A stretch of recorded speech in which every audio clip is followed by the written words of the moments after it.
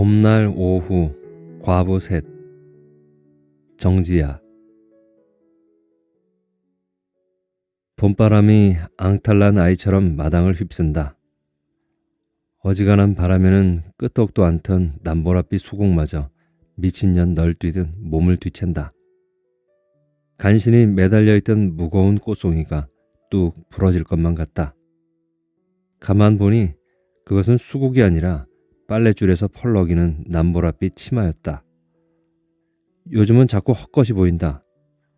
헛것이 보인다고 한숨결에 한마디 했더니만 서울 사는 딸녀는 짜증스럽게 헛것은 무슨 백내장이 심해 그렇지 무한하게 쏘아붙였다. 썩을 년, 딸 말이 맞을 것이다. 그러나 백태 낀 눈이 빚어내는 착각이 그녀에게는 잠시의 현실이다. 그녀는 보송보송 마른 빨래를 걷는다. 반나절 만에 빨래를 말린 성급한 바람처럼 그녀의 80년도 순식간에 지나가 버렸다. 누군가 그녀의 세월 밖에서 그녀의 한 삶을 지켜보고 있다가 빨래를 걷던 목숨줄을 휙 걷어버리는 것인지도 모른다. 삶이란 것은. 잘도 말랐네. 혼잣말을 중얼거리며 그녀는 마루에 앉아 옷을 개킨다. 옷이라고 해봐야 월남 치마와 양말 몇 짝, 아직도 벗지 못한 겨울 내의뿐이다. 젊은 날 그녀는 어떤 옷이든 하루 이상 입지 않았다. 늙으니 만사가 귀찮다. 겨울에는 같은 옷을 일주일씩도 입는다. 기름기가 없어 그런지 일주일씩 입어도 더러움을 타지 않는다. 젊은 날 그녀의 피부는 건조한 한겨울에도 자르르 기름기가 돌았다. 그 기름진 살결은 세월 속에서 차츰 기름기를 잃어 언젠가부터 푸석푸석 살비듬이 일었다. 매일 아침 방바닥에 떨어진 살비듬을 손으로 쓸면 손바닥이 온통 허했다. 살비듬이 빠져나간 생명이나 되는 양 그녀는 아침마다 심란하다. 뭐하요? 대소소 김영감이 문 밖에서 비중 얼굴을 들이밀며 묻는다. 그녀보다 2살 아래인 김영감은 아직도 대소소를 한다. 돈이야 몇 푼 벌릴까만 그냥 심심풀이로 하는 눈치다. 요 몇 년 전부터 김영감은 아침 저녁으로 오며 가며 문안 인사를 올린다. 남이사 뭘 하든. 김영감을 그녀는 한 번도 문안에 들이지 않았다. 남자가 그리울 나이도 아니고 이 나이에 괜스레 정이라도 주었다가는 젊어서의 영욕이 눈덩이처럼 불어 되돌아올 것이다. 수국이 참 예쁘요. 싱거운 말을 던져놓고 김영감은 사라진다. 마당 한 구석에 수국이 소담스레 피어있다. 30여 년 전 하루꼬네 집에서 한 뿌리 얻어다 심어놓은 것이 어느새 마당 한켠을 점령했다. 그러고 보니 하루꼬가 오지 않았다. 지난 2해 동안 아침참이 지나면 어김없이 대문간을 들어서던 하루코다. 비가 오거나 눈이 오거나 거르는 법이 없어 적잖이 귀찮아하던 그녀는 허둥지둥 문을 나선다. 옆집 조 여사는 지난 겨울 웃으며 인사하고 헤어진 지 1시간 만에 뇌출혈로 목숨줄을 놓았다. 8쯤 되면 언제 불려갈지 10분을 기약할 수 없는 법이다. 급한 걸음으로 성당 앞을 지나는데 저만치 하루코가 목을 축 늘어뜨린 채 흐느적 걸어오고 있다. 하루코의 무심한 시선은 그녀를 사물인 양 스쳐 지난다. 하루코. 몇 걸음이나 지나쳐 가버린 하루코가 제 이름 부르는 소리에 걸음을 멈춘다. 다행히 아직은 온정신인 모양이다. 하루코는 돌봐줄 자식이 하나 없다. 왜 이렇게 늦었어? 영감 아침상이 늦어서 배가 안 고프다고 거르겠다잖아. 그래 기어이 한 숟갈 먹이느라 늦었지. 하루코의 영감은 2년 전 이맘때 세상을 떴다. 남편이 죽은 뒤에도 하루코는 하루도 거르지 않고 남편 상을 봤다. 어제는 저는 먹지도 않는 육회를 차려놓고 영감 죽기 몇 년 전부터 고기 썰기 귀찮아 그 좋아하는 육회 한번 해주지 않았다고 종일 눈물바람이었다. 그랬어도 살아있는 남편 밥상을 챙겨놓으라고 한 적은 한 번도 없었다. 아무래도 하루코가 이상하다. 언젠가 이런 날이 올 줄 알았다. 마루에 엉덩이를 걸치기 무섭게 눈물을 짜던 하루코가 오늘은 웬일로 무심히 수국을 바라본다. 하루코는 어려서부터 수국을 좋아했다. 그녀는 수국이 싫었다. 멋대가리 없이 꽃송이만 커다래서 힘없이 축 늘어진 게 음습한 남보랏빛하며 도무지 정이 가질 않았다. 그래도 수국이 흐드러지는 5, 6월이면 하루코네 집에 갈 때마다 몇 송이 꺾어가곤 했다. 14살 하루코는 그 꽃을 유리병에 꽂아놓고는 안진뱅이 책상에 턱을 고인 채 그녀의 존재조차 까맣게 잊고 무심히 꽃만 바라보았다. 나는 수국이 싫어. 꼭 눈물 같잖아. 그녀는 수국만 향한 하루코의 오롯한 시선이 샘이 나서 괜스레 트집을 잡았다. 그때처럼 하루코는 수국만 바라본다. 그녀는 하루코의 팔을 잡아 일으켰다. 오늘은 같이 갈 데가 있다. 하루코, 사다코네 가자. 사다코? 그래, 사다코. 우리 동창 사다코. 그녀들은 읍내에 하나밖에 없던 보통학교 동창이다. 어려서 만나 일본 이름으로 부르기 시작한 탓에 아직도 일본 이름이 더 친숙하다. 그녀의 이름은 영자지만 친구들에게 그녀는 되바라진 에이코다. 나 그런 사람 몰라. 여전히 수국을 응시한 채로 하루코는 고개를 젓는다. 사다코를 모르다니 그럴 리가 없다. 하루코는 사다코와 단짝이었다. 그녀만 쏙 빼고 자기들끼리 몰래 어울려 다닌 것도 그녀는 알고 있었다. 샘 많은 그녀가 샘이나 토라진 적도 골백 번이었다. 꿀 먹은 벙어리 사다코 말이야. 언젠가부터 죽으면 죽었지 어떻게 잊을까 싶었던 일을 까맣게 잊기도 하고 까맣게 잊었던 일을 느닷없이 기억하기도 했다. 기껏 잘 숨겨놓은 통장을 도무지 찾지 못한 적도 있다. 잘 숨겨진 통장처럼 사다코의 기억도 하루코의 머릿속 어딘가 곱게 숨어 있을 것이다. 무언가 실마리를 찾기만 하면 쉰내 나도록 묵은 기억이 실타래처럼 풀려나올지도 모른다.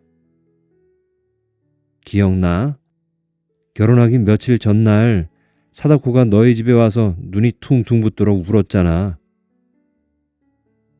하루코도 말수가 적었지만 사다코에게는 될 게 아니었다. 남자들을 제치고 늘 1등이던 사다코는 먼저는 입을 떼는 법이 없었고 누가 뭘 물어도 응, 아니, 단답형의 대답밖에 하지 않았다. 아이들은 사다코로부터 가장 긴 답을 얻어내는 사람에게 모찌 사주기 따위의 내기로 젊은 날의 지루한 시간을 흘려보냈다. 사다코는 공부 잘하고 얌전한 데다 인물까지 반반해서 선생님과 남자 동창들의 사랑을 한 몸에 받았다. 누가 무슨 말을 해도 꿀먹은 벙어리로 삼키기만 하고 여간에서는 내뱉는 법이 없어 여자애들에게도 인기가 좋았다. 사다코에게 말한 비밀은 절대 새는 법이 없었으니까. 단짝으로 붙어 다녔지만 그녀는 누구에게나 인기 좋은 사다코가 꼭 좋지만은 않았다. 사다코가 동경제대 나온 남자와 혼인하게 되었을 때도 그녀는 혼자서 몇 날 며칠 속을 끓였다. 그때 그녀는 김약방 박조수와 막 혼인을 한 참이었다. 동경제대라는 말을 듣는 순간 몇 년이나 죽고 못 살았던 박조수에 대한 마음이 깨끗이 가셨다. 그런 저에게 더 화가 나서 그녀는 눈이 퉁퉁 붓도록 울먹이는 사다코에게 동경제대가 싫어? 호강에 초쳤다. 기어이 비아냥거리고 말았다. 그날 새벽 사다코는 동경에 가서 고학을 하겠다며 부산행 열차에 올랐다. 다시 잡혀와 머리 빡빡 밀린 채 결국 시집을 가기는 했지만 사다코. 하루코가 사다코의 이름을 몇 번이나 입안에서 궁굴렸다. 그래도 기억은 돌아오지 않는 모양이었다. 나 그런 사람 몰라. 모르긴 왜 몰라? 사다코를. 울컥 속이 상해서 그녀는 버럭 소리를 질렀다. 일어서. 그녀는 하루코의 팔을 부여잡고 성큼성큼 걸음을 옮겼다. 도살장에 끌려가는 소처럼 하루코는 미적미적 그녀의 뒤를 따랐다. 어려서부터 하루코는 늘 그랬다. 그녀가 김약방을 기웃거리던 무렵 하루코는 급장이던 가네무라 A이치를 마음에 두었다. 물론 제 입으로 말한 적은 없었다. 그래도 하루코가 A이치를 좋아한다는 사실을 반 전체가 다 알았다. A이치가 근처에 오기만 해도 하루코의 하얀 뺨이 발갛게 달아올랐던 것이다. 그녀는 교정에 등꽃이 만발한 어느 초여름밤 하루코를 부추겨 장문의 연애 편지를 쓰게 했다. 쓰기는 하루코가 썼으나 저 혼자서는 한 문장도 만들지 못해 그녀가 옆에서 따박따박 읊어준 편지였다.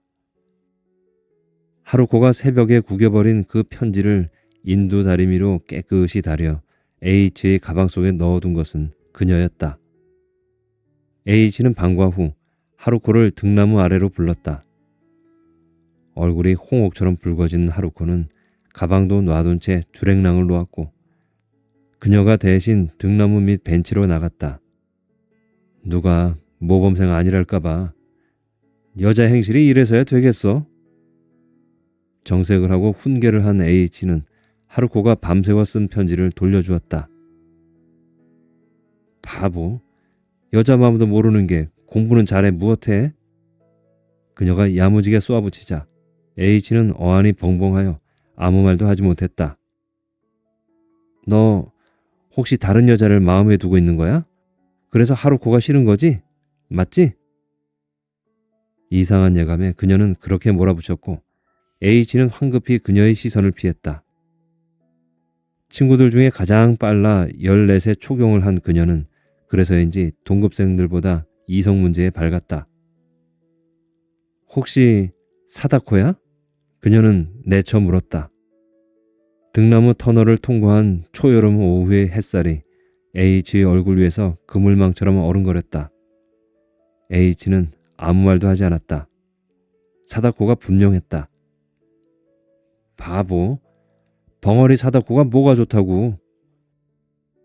제 사랑이 끝난 것도 아닌데 그녀는 등나무 아래를 걸어 나오며 눈물을 질금거렸다. 아마 말 한 번 건네지 못한 제 사랑이 감정이입된 탓이었으리라. 달콤한 등나무 꽃 향기가 그날은 달콤해서 더욱 서러웠다. 꽃향기며 햇살 어른거리던 H의 붉은 얼굴이 아직도 눈에 선하다. 나는 싫어. 너 혼자 다녀와. 사다코의 집 앞에서 하루코는 또다시 멈칫거렸다. 공마당 구경을 갈 때도 밤 벚꽃놀이를 갈 때도 어렵사리 꼬여놓으면 하루코는 공마당 앞에서 혹은 꽃구경 가는 길에 미적미적 돌아서곤 했다. 80이 넘은 지금도 14살 시절과 똑같다. 전주사범 나온 선생과 혼인날을 받아놓고도 하루코는 볼살이 쏙 빠지도록 걱정이 태산이었다. 생판 모르는 사람과 어떻게 한 방에서 같이 사느냐고, 어떻게 어머니를 두고 가느냐고, 틈만 나면 질질 눈물을 짜던 하루코는 시집간 지 2년 만에 보약에 살이 오른 채 친정에 다니러 왔고 이번에는 혼자 두고 온 남편이 걱정이 되어 이틀 만에 부랴부랴 돌아갔다. 매번 새로운 곳 앞에서 미적미적 망설이지만 함께한 시간만큼 깊이 마음을 주는 게 하루코였다. 얼굴 보면 기억이 날 거야. 들어가자. 공마당 휘장 속으로 등을 떠밀듯 그녀는 늙은 하루코의 등을 떠민다. 문은 열려있다. 오래된 쇠문이 요란한 소리를 내며 열리는데도 안에서는 인기척이 없다. 사다코는 낡아서 허물어질 듯한 연립에 산다. 이만한 집 한 채라도 건사하게 된 게 아마 환갑 지난 후였으리라. 들어오라는 허락도 없이 그녀는 마루에 올라선다. 아귀가 맞지 않은 안방문을 힘껏 잡아당겼으나 안방에는 스산한 냉기뿐이다. 사다코! 사다코! 응? 누구야? 거실의 눈부신 봄볕 속에서 희미한 목소리가 들린다. 아지랑이처럼 어른거리는 빛 속에 사다코가 덩그마니 앉아있다. 워낙 몸피가 적은 데다 빛이 어른거려 보이지 않았던 모양이다. 흐릿한 시선이 그녀를 향한다. 14세의 사다코는 몸집이 작은 데다 유난히 눈빛이 반짝거려 생쥐 같았다. 세월이 눈빛의 총기를 야금야금 갉아먹고 총기 대신 흐릿한 백태를 끼워 놓았으리라. 한참 후에야 그녀를 알아보고 몸을 일으키려던 사다코가 비그르르 바닥에 주저앉는다. 사다코를 부축하여 벽에 기대 앉힌 후 그녀는 여직 현관에서 머뭇거리는 하루코를 끌고 온다. 사다코의 눈에 반짝 생기가 돈다. 사다코가 덥석 하루코의 손을 잡는다. 난처한 기색으로 그녀를 바라보면서 하루코는 슬며시 손을 뺀다. 얼굴을 보고도 기억이 나지 않는 것이다. 영문을 알 리 없는 사다코가 어리둥절 그녀를 바라본다. 얘가 지지난해 영감을 보낸 후로 왔다 갔다 한다. 오늘은 더하네. 너를 모르겠대. 그 양반이 갔어? 나는 그것도 몰랐네. 기별이라도 하지 왜. 영감을 보내놓고 하루코는 누구에게 기별할 정신조차 없었다. 하루코는 나 좀 데려가라고, 왜 영감 혼자 갔느냐고 악을 쓰며 울다 몇 번이나 정신을 잃었다. 자식도 없는 데다 하루코나 그 남편이나 서점에 틀어박혀 주위 사람들과 별로 어울리지 않은 탓에 장례식장은 쓸쓸하게 짝이 없었다. 유일한 상주인 하루코는 영안실에 오기만 하면 혼절을 하고 염이며 입관이며 화장이며 모든 절차를 그녀가 도맡아 처리했다. 짬이 나면 하루코를 간병하느라 누구에게 연락할 정신조차 없었다. 하루코의 뒤처리를 그녀가 하게 될 줄은 몰랐다. 하루코나 사다코는 저희들끼리는 곧잘 속을 털어놓는 눈치였지만 그녀에게는 한 번도 속갯말을 하지 않았다. 하루코 남편이 잘 다니던 학교를 때려치우고 낙향하게 된 이유도 하루코의 입을 통해서는 들은 적이 없다. 새님같이 생긴 하루코의 남편이 정교조라나 뭐라나 4.19 뒤에 세상 좋아진 줄 알고 괜히 설쳤다가 쫓겨났다는 사실을 무슨 말 끝에 사다코에게 들었다. 그때 사다코와 하루코는 서로 먹고 살기 바빠 왕래도 뜸했다. 거의 매일 보는 그녀도 모르는 하루코의 비밀을 사다코는 알고 있었다. 그럴수록 그녀는 하루코를 챙겼다. 쉰쯤 되었을 때 하루코는 무슨 큰 비밀이라도 털어놓듯 첫 아이 가졌을 때 잘못되어 자궁을 드러내는 바람에 다시는 아이를 가질 수 없게 되었노라고 울먹이며 털어놓았다. 40년 공을 들여 처음 얻은 수확이었다. 다음 장날 약방에 들른 사다코에게 자랑하듯 그 이야기를 속닥였더니 사다코는 저만치 나무 의자에 앉아 기다리는 손님들을 긴장하여 휙 둘러보고는 다시는 그 얘기 입에도 담지 말라고, 자칫 소문이라도 나면 하루코가 혀 깨물고 죽어버릴지도 모른다고 그녀 가슴에 비수를 박았다. 사다코는 진작 알고 있었다. 저희들 둘이서는 안 하는 이야기가 없이 종알거렸던 것이다. 그럴수록 그녀는 기를 쓰고 하루코에게 잘했다. 그래봤자 늘 무덤덤, 가면 반기고 돌아서면 잘 가라고 인사하던 하루코가 변하기 시작한 것은 제 남편이 죽은 뒤부터였다. 남편을 잃은 하루코는 온전히 그녀에게 기댔다. 사다코 같은 건 기억조차 하지 못한다. 얘가 워낙 정신이 없어서 영감 보내놓고 저도 가게 생겼다. 오늘은 영감 아침밥 먹이느라 우리 집에 늦게 왔다고 하더라니까. 너도 기억이 안 난다고 하고. 그나저나 너라도 기별을 하지 그랬어. 너희 영감 소식을 어제야 들었다. 너도 기억이 안 난다는 말을 할까 말까 망설이다 기어이 입에 담은 그 말을 사다코는 흘려들었다. 늙으면 다 가는 것을 뭐하러 번거롭게. 아이고, 너 잘났다.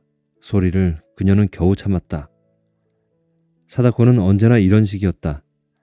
사소한 일에도 어쩔 줄 몰라 발을 동동 구르는 하루코와 달리 사다코는 어떤 일에도 흔들리지 않았다. 생각해보면 사다코의 인생은 동창들 중에서도 유독 굴곡이 많았다. 동경제대 나온 사다코의 남편은 혼인한 지 몇 달 지나지도 않아 산 사람이 되었다. 그 남편을 따라 사다코도 산으로 갔고 근 10년 연락이 끊겼다. 산에서 남편을 잃은 사다코는 감옥살이를 마치고 고향으로 돌아왔다. 10수년 뒤에 사다코는 저와 똑같은 이력을 가진 가난뱅이와 재혼을 했고 사다코에 대해 늘 뭔가 석연치 않은 가슴앓이를 하던 그녀는 당시로는 제법 거액이던 1,000원을 부조할 만큼 여유가 생겼다. 공부 잘했다고 인생 잘 풀리는 게 아니다. 이래서 세상은 살아봐야 하는 거라고.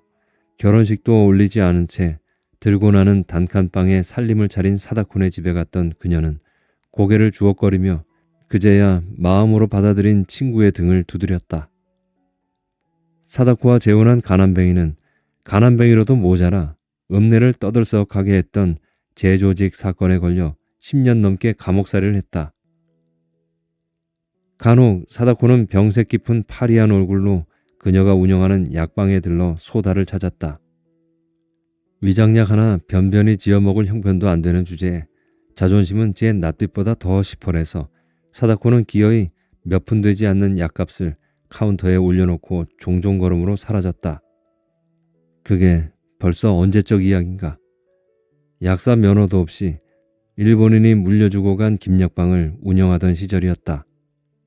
면허는 없어도 워낙 수완이 좋아 김약방은 일본인이 운영하던 시절보다 더 유명했다. 특히 그녀가 한의사에게 의뢰해서 만든 고약과 피부병 약이 효험이 있다고 소문이 나 옆 도시에서까지 손님이 몰려들었다. 이 바닥 돈은 김약방이 다 쓸어 담는다는 소문이 자자할 정도였다. 그 돈으로 여러 사람 살판이 났다.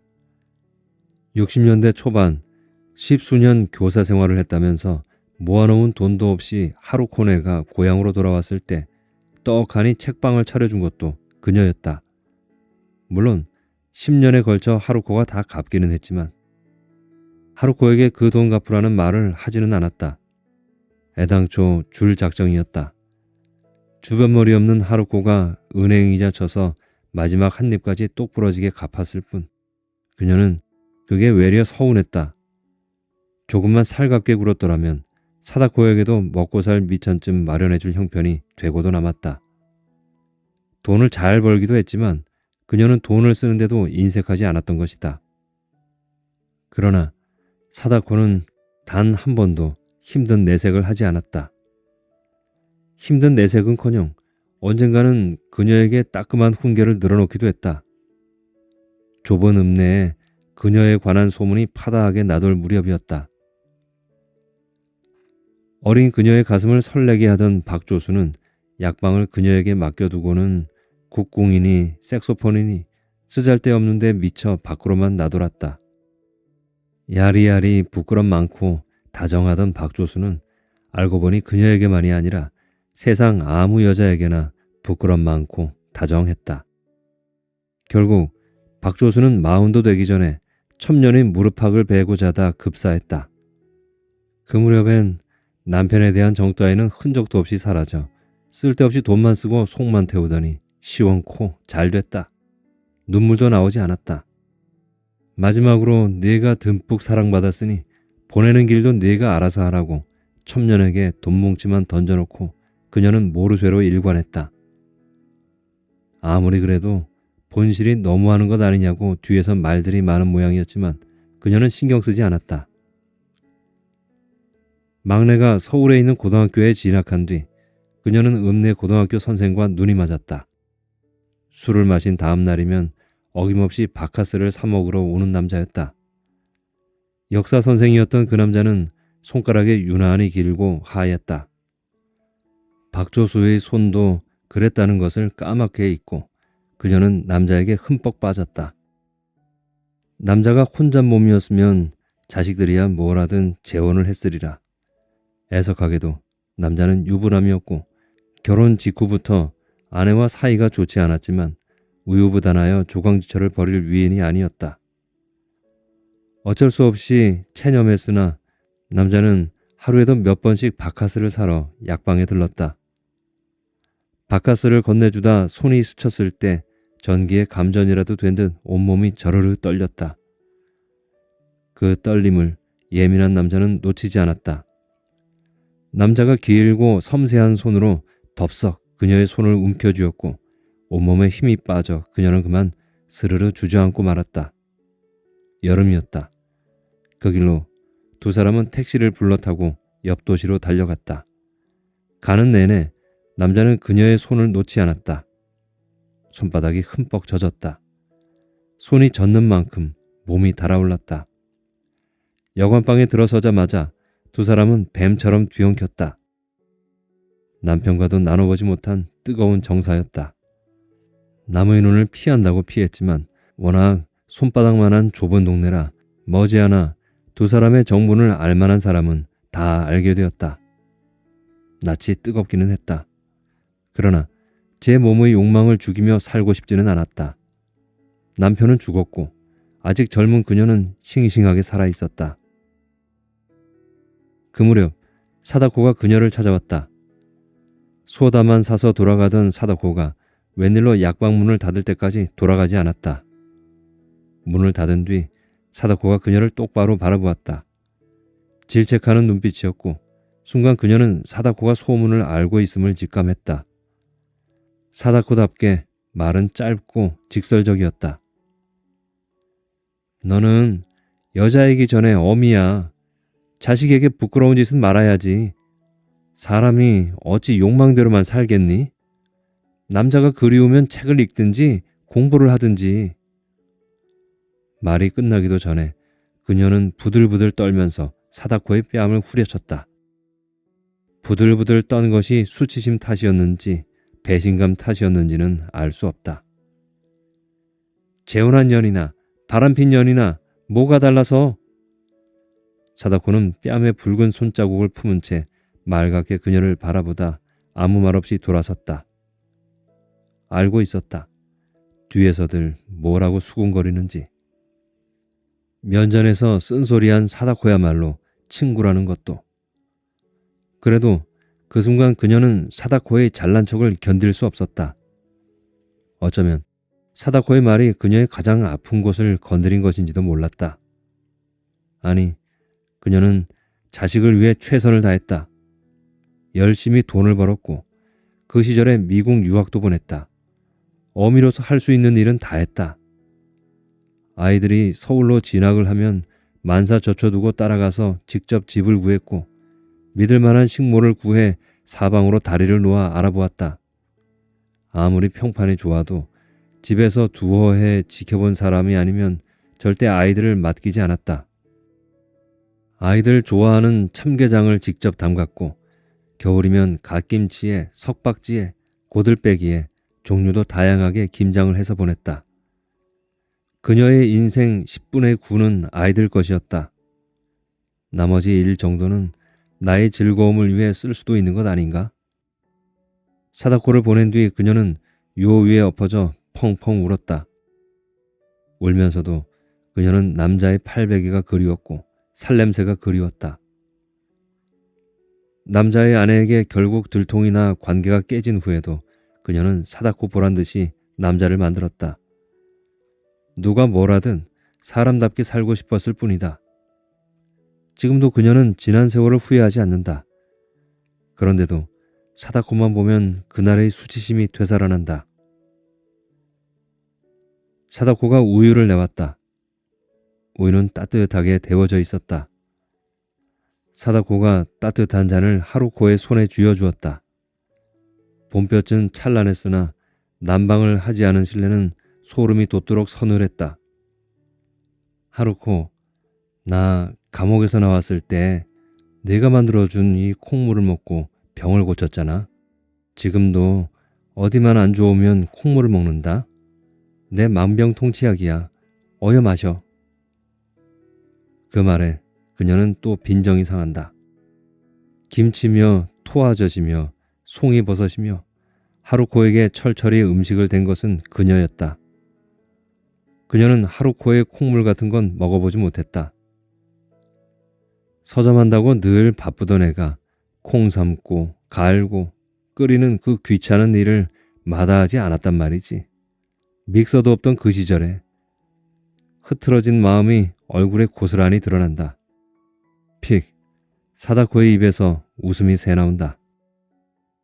또 시작이다. 할망구가 되어서도 어쩌면 에이코는 보통 학교 때랑 똑같니? 그러게 말이야. 너희 집엔 그 비싼 우유가 썩어놨잖아. 그 우유 사다코에게 주자는 말이 참 안 나와서 콩물을 만들었구만. 드디어 기억의 실마리가 풀린 모양이다. 얼마만인지 웃으며 말을 받는 하루코가 반갑고 반갑지 않다. 너 괜찮은 거야? 내가 괜찮지 그럼. 영감 죽은 것은 알아? 얘가 지금 무슨 소리를 하는 거야? 하루코가 아무것도 모르는 얼굴로 되묻는다. 영감이 아침밥 먹기 싫다고 했다는 말을 그녀는 차마 하지 못한다. 이렇게라도 돌아왔으니 다행이다. 이게 다 사다코 덕이라는 데 생각이 미치자 그녀는 그새 하루코 정신 돌아온 반가움을 잊고 아이처럼 불퉁거린다. 너한테 콩물은커녕 따뜻한 숭늉 한 그릇 못 얻어먹었다. 쯧쯧. 하루코가 혀를 찬다. 아이고, 네가 내 고추장 맛있대서 고추장, 간장, 된장 너희 애들 셋이 다 커서 시집장가 갈 때까지 내가 다 됐다. 영감하고 나하고 먹은 것보다 너희 집으로 간 게 몇 배였어.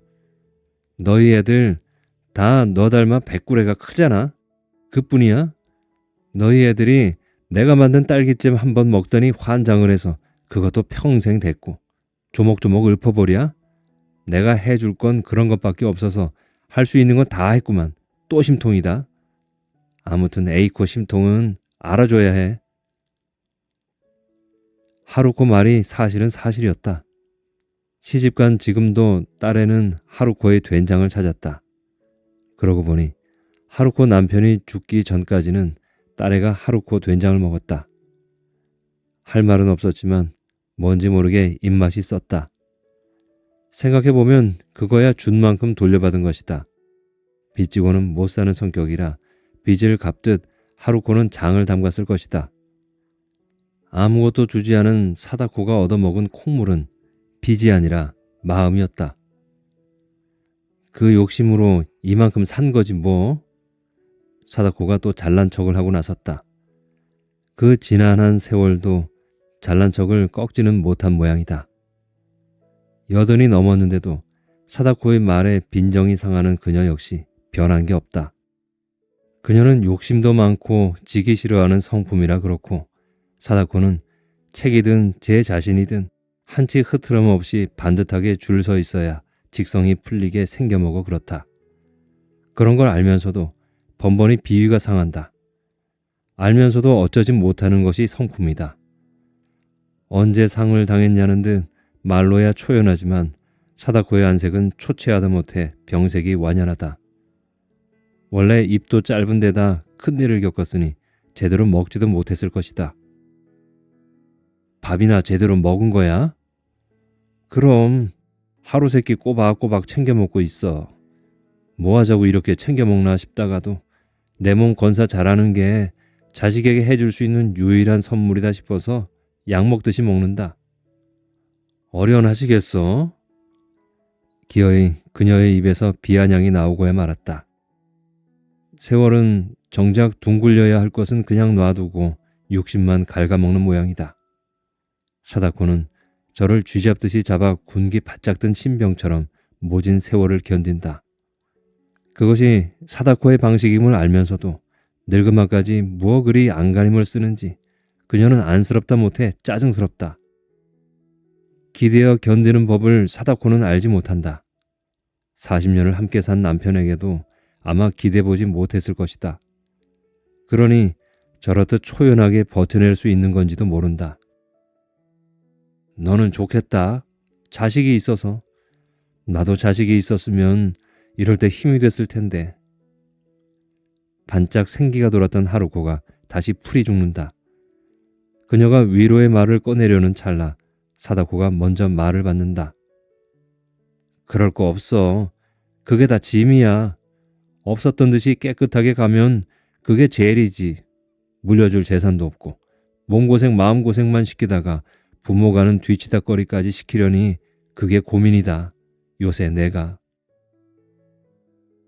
그래도 너는 의지할 때가 있잖아. 의지할 자식도 없으니 나부터 보내놓고 자기가 뒤따라가겠다고 해놓고는. 하루코의 눈에 그렁그렁 눈물이 맺힌다. 그러겠노라 굳게 약속했던 하루코의 남편은 늘 그랬듯 하루코에게 팔베개를 해주고 자다가 세상을 떠났다. 죽은 남편에게 안긴 채 잠에서 깨어난 하루코는 그대로 혼절을 했다. 두 사람을 발견한 것은 하도 전화를 받지 않기에 무슨 일인가 싶어 찾아간 그녀였다. 그녀는 하루코가 남편의 품에 안겨 잠을 자는 줄 알았다. 하루코는 평생을 저렇게 한 남자의 품에 안겨 살았구나. 부러운 마음에 발소리를 죽여 돌아 나오려는 찰나 이미 정오가 가깝다는 데 생각이 미쳤고 흔들어 보니 하루코는 깨어났으나 그 남편은 이미 딱딱하게 굳어 깨어나지 않았다. 너는 평생 남편에게 의지하고 살았잖아. 둘이서 깨가 쏟아지게. 나는 단 한 시간도 그런 세월을 못 살아봤다. 사다코도 그게 부러웠구나. 어쩐지 그녀는 그런 사다코가 가깝게 느껴진다. 언제였는지 갓 구운 카스테라를 들고 서점에 간 적이 있다. 학생들 등하교 시간이나 되어야 손님이 드는 서점은 고즈넉했다. 그렇게 자주 봐도 영 말이 없는 하루코 남편이 불편해서 그녀는 창밖에서 서점 안을 기웃거렸다. 참고서를 드리는 참인지 두 사람은 책 뭉치를 풀고 있었다. 하루코의 앞머리가 흘러내리자 남편이 장갑을 벗고는 천천히 쓸어 올렸다. 머리카락을 한 올 한 올 정성스럽게 귀 뒤로 넘긴 남편은 몇 번이고 뺨을 쓰다듬었다. 다정하고 정성스러운 손길이었다. 하루코가 부끄러운 듯 배시시 웃었다. 그 웃음 또한 다정하고 따뜻했다. 단 한 시간도 그런 세월을 살아보지 못했노라는 사다코의 말을 그녀는 속속들이 이해할 수 있을 것 같다. 된 명의 남자를 거쳐왔으나 떠날 것을 알고 있던 남자들의 손길은 뜨겁기는 했어도 정성스럽지는 않았다. 그녀가 죽고 못 살아 결혼까지 하게 됐던 남편도 자꾸 엉겨붙는 그녀를 밀어내기만 했다. 그러다가 결국 다른 여자의 품으로 달아나 버렸다. 돈도 자식도 다 제 마음대로 됐으나 남자만큼은 단 한 번도 제 마음대로 되지 않았다. 못 살아보기는 내 남편이 너 대신 장 다 보고 했잖아. 장이야 봐줬지. 내가 몸이 아파 못 다니니까 그것뿐이야. 둘이 머리 맞대고 앉아 다정한 얘기 한번 해본 적이 없는데 뭘. 그럼 무슨 얘기를 했는데? 그녀 앞에서는 울기만 하던 하루코가 웬일로 눈물 그렁그렁한 채 통곡은 하지 않고 따박따박 말을 받았다. 무슨 이야기는 무슨 이야기? 빨갱이들이 무슨 이야기를 했겠어? 남몰래 소곤소곤 사상 이야기나 했겠지. 그러려고 빨갱이랑 결혼한 것 아냐? 그녀가 냉큼 말을 받았고 사다코가 웃으며 고개를 끄덕였다. 감옥에서 나온 뒤 사다코에게 찝쩍거리는 남자가 한둘이 아니었다. 그 중에는 의사도 있고 검사도 있었다. 사다코가 잡혔을 때 취조했다는 검사는 멀리 떨어진 이곳까지 몇 번이나 사다코를 만나러 왔다. 그런 사람들 다 뿌리치고 왜 하필 가난한 빨갱이냐고 물었더니 사다코는 그래야 소갯말이라도 하지 씁쓸하게 웃었다. 너는 대체 무슨 맛으로 살았니? 오래전에 궁금했던 것을 그녀는 이제야 묻는다. 돈도 없고 남편도 보잘것없고 직업도 없고 있는 거라곤 딸랑 아들 하나. 어릴 때야 공부를 곧잘 했지만 지금은 겨우 출판사나 다니며 새빵살이를 면하지 못한 아들 하나뿐인 사다코가 평생 누구에게도 기죽지 않고 당당한 이유를 그녀는 좀처럼 이해할 수 없었다. 너야 자식 때문에 살았을 거고 하루코는 남편 때문에 살았을 거고 글쎄 나는 뭐 때문에 살았나? 사다코는 사상이 있잖아. 사상이. 우리 영감도 그랬는걸. 어쩌면 우리 영감은 나보다 그게 더 중요했는지도 몰라. 내 남편이 사다코 같은 빨갱이였다고? 정말? 그걸 왜 말 안 했어? 세상에 금한 걸 말해 못해. 그리고 그런 생각을 가졌달 뿐 평생 책이나 팔다 갔는데 뭘. 그런데도 그 생각은 평생 떨치질 못하더라. 사상이 대체 뭔지. 그녀는 까맣게 몰랐다. 놀라지 않는 걸 보니 아마 사다코는 진작 알고 있었던 모양이다.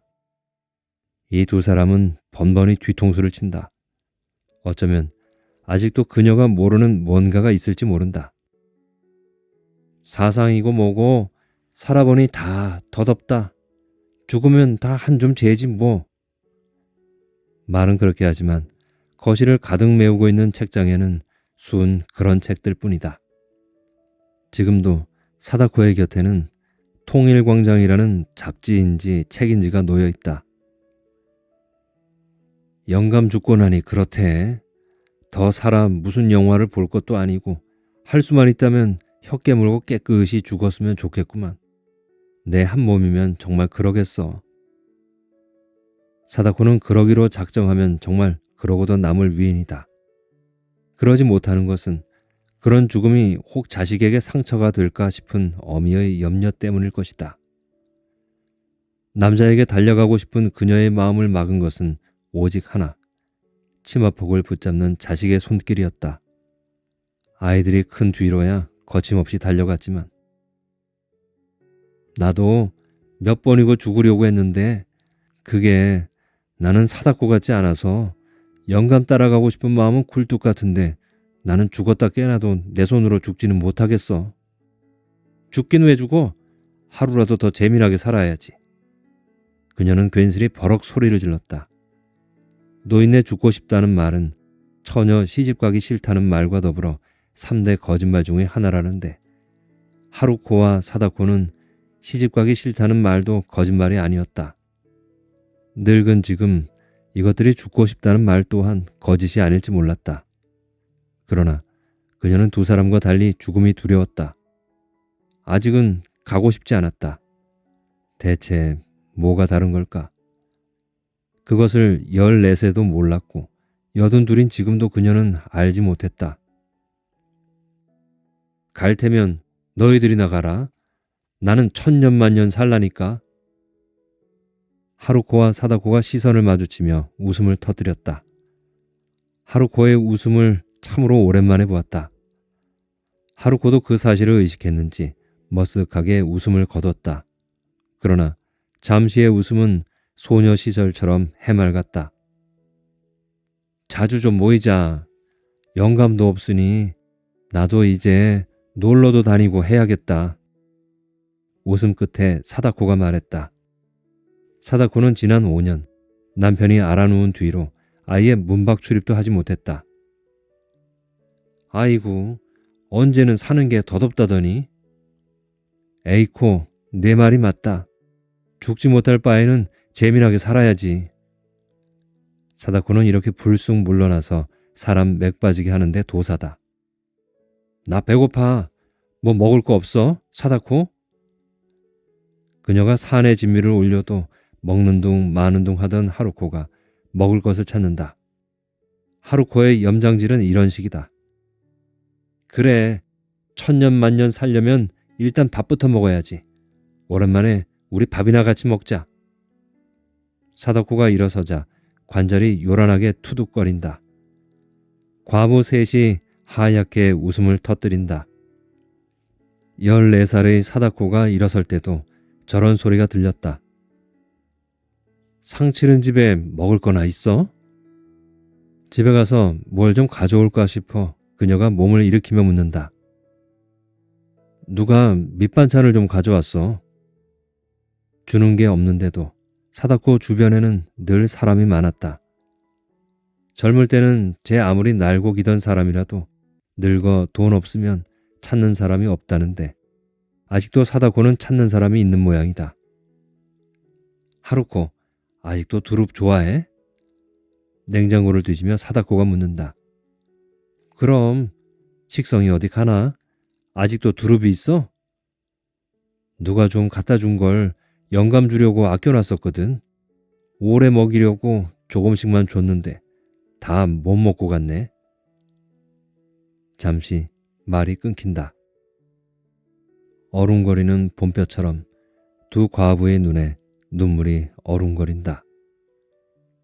그 눈물이 흘러내리기 전에 그녀가 얼른 묻는다. 나 좋아하는 고기는 없어?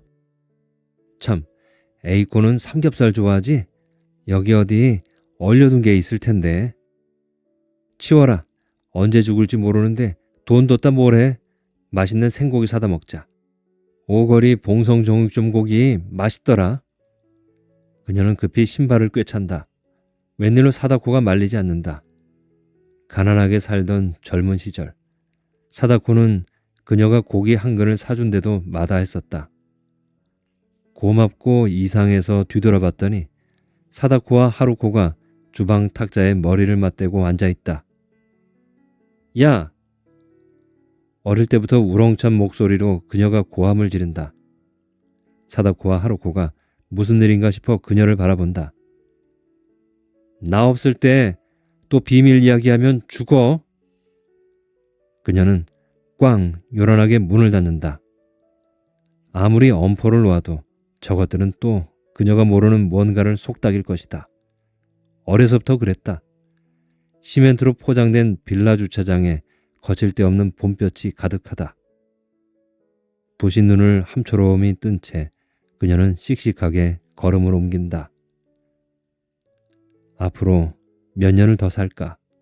1년? 혹은 10년? 아직 그녀는 아픈 데 없이 건강하다. 허리도 굽지 않았고 그 흔한 관절염도 없다. 그래도 내일을 장담할 수 없는 나이긴 하지만 그녀는 살아있는 한 재미있게 살 작정이다. 살비듬 부스스 떨어지는 노파지만 추근대는 남정네도 있다. 대소소를 하는 김영감이다. 김영감 800일을 베고 자다 죽는 것도 나쁘지 않겠다. 그녀는 봄볕 속으로 내 활개를 치며 걸음을 옮긴다.